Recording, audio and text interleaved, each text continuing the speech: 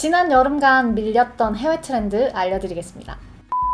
이번 주 엠미픽 뉴스 첫 번째 주제는 레딧입니다. 온라인 활동을 많이 하시거나 아니면 해외 커뮤니티에 조금이라도 관심이 있는 분들은 이미 잘 아시겠지만 그렇지 않은 분들을 위해 레딧이 뭔지부터 설명드리도록 하겠습니다. 레딧은 기본적으로 특정 주제에 대해서 자유롭게 뉴스나 콘텐츠 등을 포스팅을 하고 이 서로의 포스트에 댓글을 달면서 노는 그런 커뮤니티 포럼입니다. 이 특정 주제들을 subreddit이라고 하는데요. 내가 관심 있어 하는 주제에 조인하면 계속해서 그 주제에 대한 업데이트를 받을 수가 있어요. 개념으로 보면 소셜미디어에서 어떤 사람을 팔로우하는 것처럼 주제를 팔로우할 수 있다고 생각하시면 될 것 같습니다. 자, 제가 레딧을 설명한 이유, 이 레딧이 월스트리트의 관심을 듬뿍 받고 있다는 소식을 알려드리기 위해서입니다. 레딧은 사실 그렇게 메인스트림은 아닌 인터넷 밈이나 짤 같이 보면서 놀던 그런 커뮤니티였는데요. 이렇게 우리 친구같이 친근하던 레딧이 갑자기 월스트리트? 좀 부담스러운데?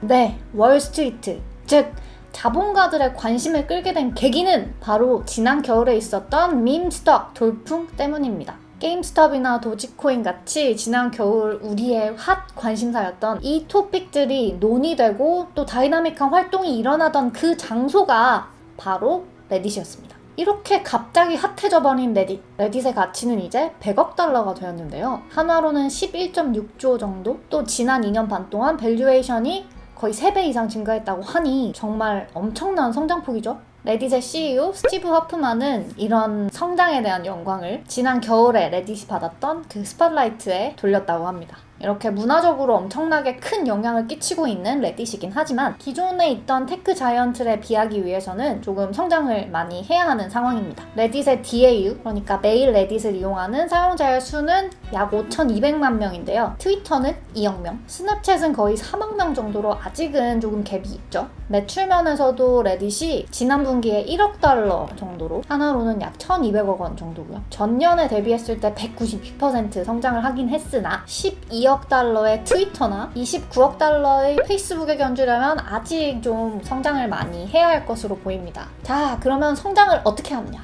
허프만은 다 계획이 있습니다. 일단 영상 공유 기능 등의 사이트 개편이 있을 예정이고요. 그리고 인력도 충분히 확보할 예정이라고 하네요. 그리고 우리의 관심사, 상장 계획도 있다고 밝혔지만 정확한 타임라인은 아직 미정이라고 합니다. 제가 사실 올해 언젠가 아침에 그냥 자다가 일어나서 갑자기 정말 갑자기 레딧이 상장을 했던가?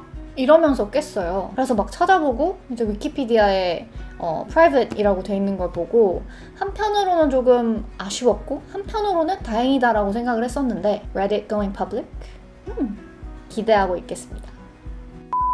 엠미픽 뉴스 두 번째 주제는 OTT 왕좌의 게임입니다. 점점 더 경쟁이 치열해지는 OTT 마켓. 이 왕좌의 게임에서 가파른 성장세를 보이면서 왕위로 향하고 있는 디즈니 플러스. 얼마 전에 공개된 디즈니 수익 보고서에서 디즈니 플러스의 구독자가 1억 1,600명을 달성했다고 발표가 되었는데요. 이게 어떤 의미냐고요? 과거에 디즈니가 디즈니 플러스 구독자 수에 대한 장기 예측을 한 적이 있습니다. 그때 당시의 예측이 2024년도까지 6천에서 9천만 명의 구독자를 확보하게 될 예정이라고 예측을 했었는데요. 근데 지금은 2021년인데 이미 거의 1억 2천인데요? 거의 2026년도, 27년도 목표치를 달성해버린 느낌이네요. 그 정도로 정말 대단한 수치를 달성했다.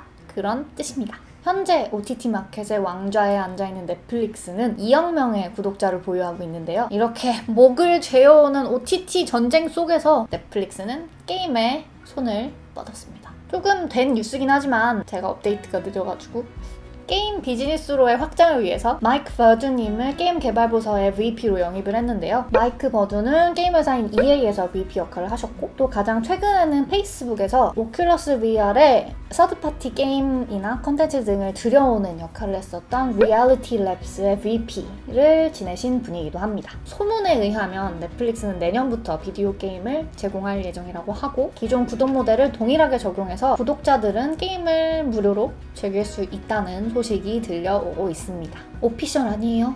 소문이에요? 제가 또 넷플릭스 블랙미러 시리즈의 굉장한 팬인데요. 블랙미러 벤더스네치처럼 넷플릭스의 강점인 스토리텔링 요소와 게임의 인터랙티브한 요소를 섞으면 굉장히 몰입감 있는 콘텐츠가 나올 수 있을 거라고 저는 믿습니다. 이미 기묘한 이야기의 게임 제작, 라이센싱 작업이 진행이 되고 있고 이렇게 이미 성공한 IP들을 활용해서 게임을 개발하는 것도 당연히 진행이 되겠지만 넷플릭스답게 여러 가지 시도를 해줬으면 좋겠다는 개인적인 소망이 있습니다. 넷플릭스 재밌는 거 많이 만들어주세요. 저의 작고 소중한 지갑은 준비가 되어 있으니까요. 잘 부탁드릴게요.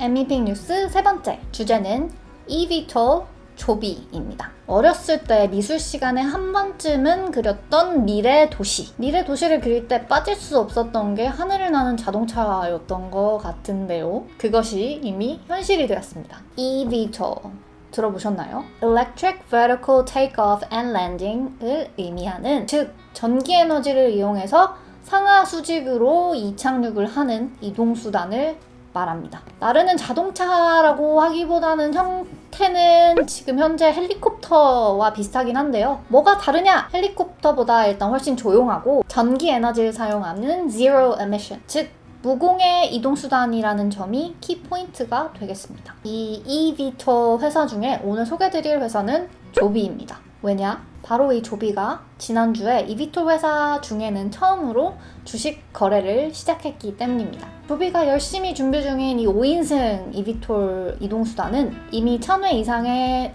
테스트 비행을 마쳤고요. 지난 7월에 있었던 테스트 비행에서는 한 번의 충전으로 250km까지 비행을 완료했다고 합니다. 평균 시속은 193km 정도로 어메이징하죠? 상용화 목표는 2024년으로 보고 있는데요. 그 전까지 할 일이 정말 너무 많습니다. 먼저 규제 승인을 받아야 하는데 유명 컨설팅 펌에 의하면 이 규제 승인 면에서 조비가 타사보다 조금 더 많은 준비가 되어 있다는 그런 소식이 들려오고요. 그 후에는 대량 생산을 해야겠죠. 그 다음에는 이 에어택시 서비스를 사람들이 이용하게 할 수 있도록 서비스 앱을 개발해야 하는데요. 그런데 여기서 잠깐, 조비는 이미 우버 엘리베이트를 인수했다는 소식, 그리고 또 우버가 조비에 투자를 하기도 했고요. 어찌됐든 그렇기 때문에 조비의 이동순환이 나오기만 하면 에어택시 서비스 운영은 우버 앱을 통해서 바로 가능하게 될 것으로 보입니다. 그러나 eVTOL이 우리 일상에 완벽하게 스며들기 전에 교통 운영이나 관리 등 좀 같이 개발되어야 할 영역들이 많이 보입니다. 한층 더 가까워진 미래를 위해서 좀 발빠르게 움직여야 될 것 같은데요. 이번 주 업데이트는 여기까지입니다. 영상이 좋으셨다면 구독과 알림 설정 잊지 마시고요. 그럼 다음에 만나요. 뿅!